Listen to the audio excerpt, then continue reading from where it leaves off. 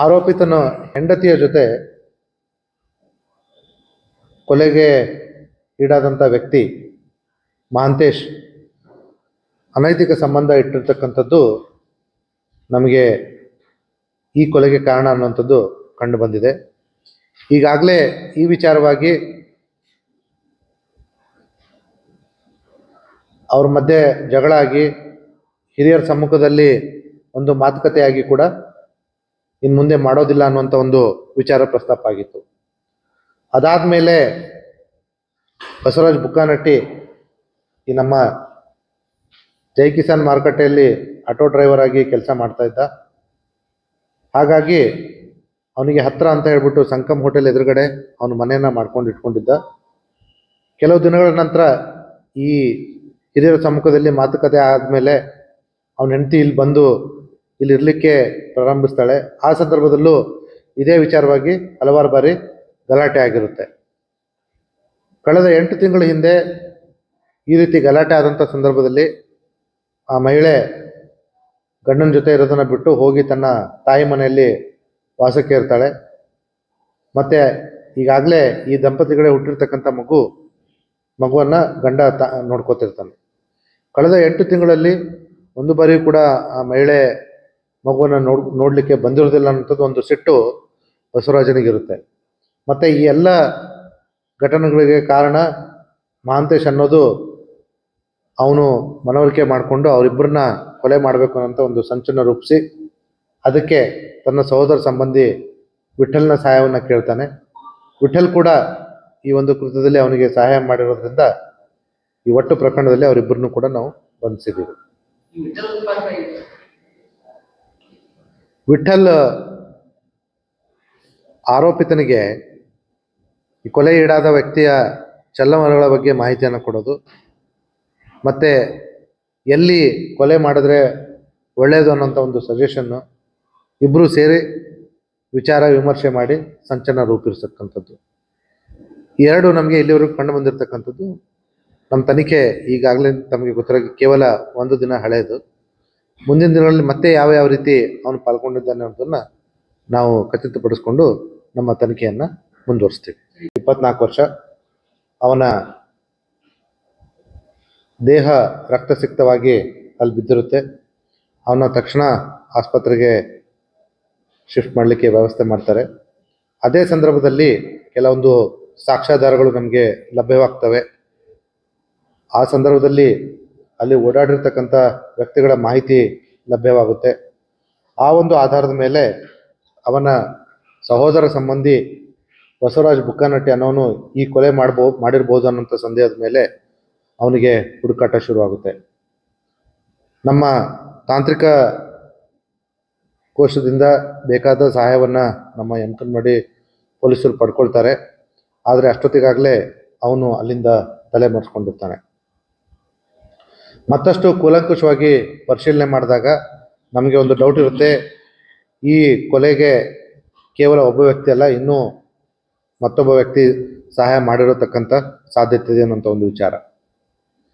ಆ ಒಂದು ಸಂದರ್ಭದಲ್ಲಿ ನಮ್ಮ ತನಿಖಾ ಕಾಲದಲ್ಲಿ ಕಂಡು ಬಂದಂತೆ ವಿಠಲ್ ಬುಕ್ಕಾನಟ್ಟಿಯನ್ನು ನಾವು ನಮ್ಮ ವಶಕ್ಕೆ ಪಡೆದುಕೊಳ್ತೀವಿ.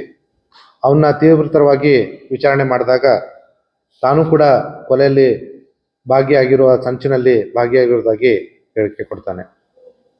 ಅದ್ರ ಜೊತೆಗೆ ಕೆಲವೊಂದಿಷ್ಟು ಆರೋಪಿತರ ಬಗ್ಗೆ ಮಾಹಿತಿಯನ್ನು ಕೂಡ ಕೊಡ್ತಾನೆ. ಆ ಒಂದು ಮಾಹಿತಿ ಮೇಲೆ ನಮ್ಮ ಪೊಲೀಸರು ಮತ್ತಷ್ಟು ತೀವ್ರತರವಾಗಿ ಮುಖ್ಯ ಆರೋಪಿ ಬಸವರಾಜ್ ಬುಕ್ಕಾನಟ್ಟಿಯನ್ನು ಹುಡುಕ್ಲಿಕ್ಕೆ ಪ್ರಯತ್ನ ಮಾಡ್ತಿರ್ತಾರೆ. ಆದರೆ ಅವನು ಯಾವುದೇ ಸುಳಿವನ್ನು ಬಿಟ್ಟು ಕೊಡದೆ ಪರಾರಿಯಾಗಿರ್ತಾನೆ. ಮರುದಿವಸ ನಮಗೆ ಮತ್ತೊಂದು ಮಾಹಿತಿ ಬರುತ್ತೆ. ಅವನು ಯಾರ ಮುಂದೆಯೋ ತನ್ನ ಹೆಂಡತಿಯನ್ನು ಕೂಡ ಕೊಲ್ಲುವುದಾಗಿ ಹೇಳಿಕೆ ಕೊಟ್ಟಿರ್ತಕ್ಕಂಥದ್ದು. ಆ ಒಂದು ಆಧಾರದ ಮೇಲೆ ನಮ್ಮ ಯಮಕನಮರಡಿ ಮತ್ತು ಚಿಕ್ಕೋಡಿ ಪೊಲೀಸರು ತಕ್ಷಣ ಕಾರ್ಯಪ್ರವೃತ್ತರಾಗಿ ಕೆಲವೊಂದು ಕ್ರಮಗಳನ್ನ ಕೈಗೊಳ್ತಾರೆ. ಆ ಕ್ರಮವನ್ನು ಕೈಗೊಳ್ಳದೇ ಇದ್ದರೆ ಮತ್ತೊಂದು ಕೊಲೆ ಆಗೋದು ಖಚಿತವಾಗಿತ್ತು. ನಮ್ಮ ಪೊಲೀಸರ ಅತ್ಯುತ್ತಮ ಕಾರ್ಯಾಚರಣೆಯಿಂದ ಒಬ್ಬ ಮಹಿಳೆಯ ಜೀವನ ಉಳಿಲಿಕ್ಕೆ ಸಾಧ್ಯವಾಗಿದೆ. ಆ ಮಹಿಳೆ ಬೇರೆ ಯಾರೂ ಅಲ್ಲ, ಬಸವರಾಜ್ ಬುಕ್ಕಾನಟ್ಟಿಯ ಹೆಂಡತಿ. ಅವಳನ್ನು ಕೂಡ ಅವನು ಕೊಲೆ ಮಾಡಲಿಕ್ಕೆ ಸಂಚನ್ನ ರೂಪಿಸ್ಕೊಂಡು ಚಿಕ್ಕೋಡಿಗೆ ಹೋಗಿರ್ತಾನೆ. ಹೋದಾಗ ಬಾಕ್ಲು ಬಡಿತಾನೆ, ಬಾಕ್ಲು ಯಾರೂ ತೆಗೆದಿರೋದಿಲ್ಲ. ಹಾಗಾಗಿ ಅವನು ಅವತ್ತಿನ ಮರುದಿವಸ ಚೆನ್ನಾಗಿ ಕುಡಿದುಕೊಂಡು ಅಲ್ಲೇ ಇರ್ತಕ್ಕಂಥ ಒಂದು ಲಾಡ್ಜಲ್ಲಿ ಉಳ್ಕೊಂಡಿರ್ತಾನೆ. ತನಿಖಾ ಕಾಲದಲ್ಲಿ ನಮ್ಮ ಪೊಲೀಸರಿಗೆ ಒಂದು ಮಾಹಿತಿ ಸಿಕ್ಕಿರುತ್ತೆ. ಅವನು ಒಂದು ಕರಿಜ್ಮಾ ಗಾಡಿಯನ್ನು ತೆಗೆದುಕೊಂಡ್ಬಂದು ಇಲ್ಲಿ ಕೊಲೆ ಮಾಡಿರ್ತಾನೆ. ಮತ್ತೆ ಬಹುಶಃ ಅದೇ ಗಾಡಿಯನ್ನು ಇನ್ನೂ ಕೂಡ ಉಪಯೋಗ ಮಾಡ್ತಾ ಇರತಕ್ಕಂಥ ಒಂದು ಮಾಹಿತಿ. ಆ ಒಂದು ಆಧಾರದ ಮೇಲೆ ಯಾವಾಗ ಇವನು ಹೆಂಡತಿಯನ್ನು ಕೊಲೆ ಮಾಡಲಿಕ್ಕೆ ಸಂಚನ್ನು ರೂಪಿಸಿದಾನೆ ಅನ್ನೋಂಥ ಮಾಹಿತಿ ಲಭ್ಯವಾದ ತಕ್ಷಣ ಅವನ ಹೆಂಡತಿಯ ಊರು ಚಿಕ್ಕೋಡಿ ಇರೋದ್ರಿಂದ ಅಲ್ಲಿನ ಪೊಲೀಸರಿಗೆ ಮಾಹಿತಿಯನ್ನು ಕೊಡ್ತಾರೆ. ನಮ್ಮ ಚಿಕ್ಕೋಡಿ ಪೊಲೀಸರು ಕೂಡ ತಡ ಮಾಡದೆ ಈ ಕರಿಜ್ಮಾ ಬೈಕನ್ನು ಊರೆಲ್ಲ ಜಾಲಾಡಿ ಒಂದು ಸಂಧಿಯಲ್ಲಿ ನಿಂತಿರೋದನ್ನು ನೋಡಿಬಿಟ್ಟು ಅದರ ಅಕ್ಕಪಕ್ಕ ಇರತಕ್ಕಂಥ ಎಲ್ಲ ಲಾಡ್ಜ್ಗಳನ್ನ ಪರಿಶೀಲನೆ ಮಾಡಿದಾಗ ಈ ವ್ಯಕ್ತಿ ಕುಡಿದ ನಶೆಯಲ್ಲಿ ನಮಗೆ ಒಂದು ಲಾಡ್ಜಲ್ಲಿ ಸಿಗ್ತಾನೆ. ಆ ಲಾಡ್ಜನ್ನು ಇದ್ದಂಥ ರೂಮನ್ನು ತಡ್ಕಾಡಿದಾಗ ಅವನ ಬ್ಯಾಗ್ ಸಿಗುತ್ತೆ. ಬ್ಯಾಗಲ್ಲಿ ಮತ್ತೊಂದಷ್ಟು ಹರಿತವಾದ ಆಯುಧಗಳು, 2 ಹರಿತವಾದ ಆಯುಧಗಳು ಕೂಡ ಸಿಗ್ತವೆ.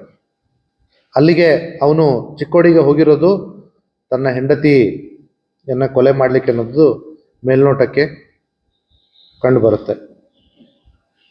ಈ ರೀತಿ ತಮ್ಮ ಕ್ಷಿಪ್ರ ಕಾರ್ಯಾಚರಣೆಯಿಂದ ಒಬ್ಬ ಮಹಿಳೆಯ ಕೊಲೆಯನ್ನು ತಪ್ಪಿಸ್ಲಿಕ್ಕೆ ಕಾರಣ ಅಂತ ನಮ್ಮ ಯಮಕನಮರಡಿ ಮತ್ತು ಚಿಕ್ಕೋಡಿ ಪೊಲೀಸರಿಗೆ ನಾನು ಅಭಿನಂದನೆಗಳನ್ನು ತಿಳಿಸ್ತೀನಿ.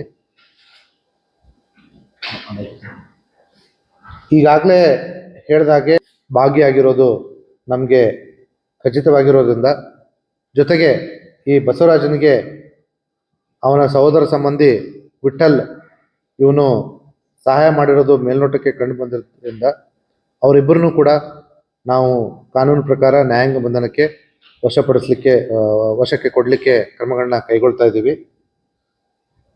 ಅವ್ರನ್ನ ನಮ್ಮ ಬೇಸಿಕ್ ಪ್ರೊಸೀಜರ್ನ ಫಾಲೋ ಮಾಡಿಬಿಟ್ಟು ನ್ಯಾಯಾಂಗ ಬಂಧನಕ್ಕೆ ಒಪ್ಪಿಸ್ತೀವಿ.